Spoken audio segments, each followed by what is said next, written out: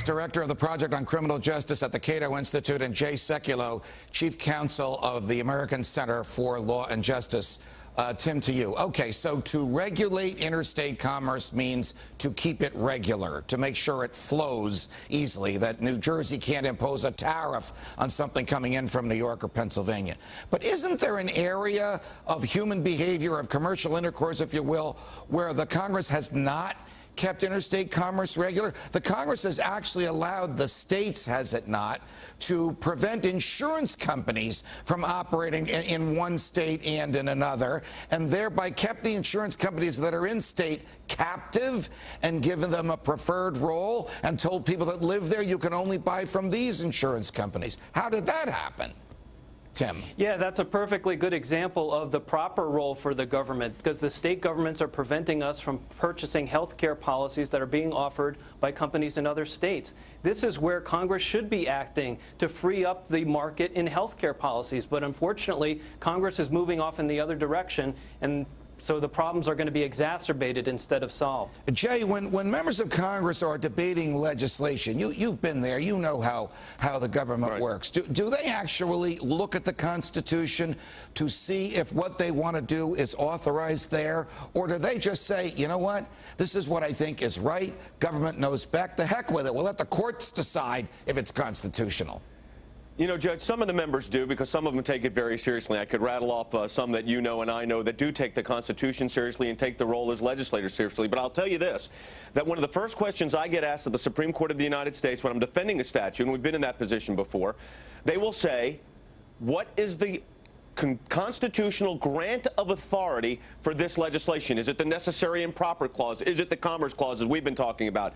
Unfortunately, Congress ignores that oftentimes, and while the Supreme Court has expanded the role of government over the last 40 years, the fact of the matter is, from time to time, the court realizes, wait a minute, Congress really shouldn't be engaging in this.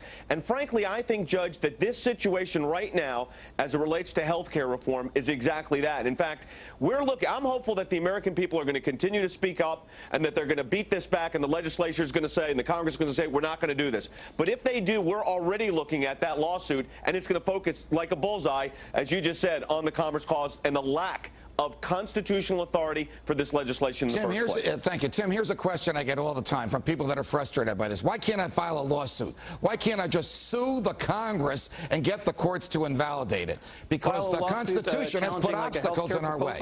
Say again? Challenging like a health care proposal in the Congress? Right. The way the Constitution was set up is they expected each branch to take their constitutional responsibilities very seriously. So they put a stop to unconstitutional proposals in the Congress. If it happens to get out of Congress, they expected the president to veto any unconstitutional legislation. And then if it were to get the president's signature, they wanted the courts to enforce the Constitution. But as I said earlier, in some respects, we've drifted away from it. And it's up to the American people now to exert pressure on members of Congress if they're ignoring the Constitution. That's the only way we're going to keep the charter of our liberties alive and well. Otherwise, it's just words on paper. Got it. Tim Lynch, Jay Sekulow, thanks very much for discussing the Constitution with us.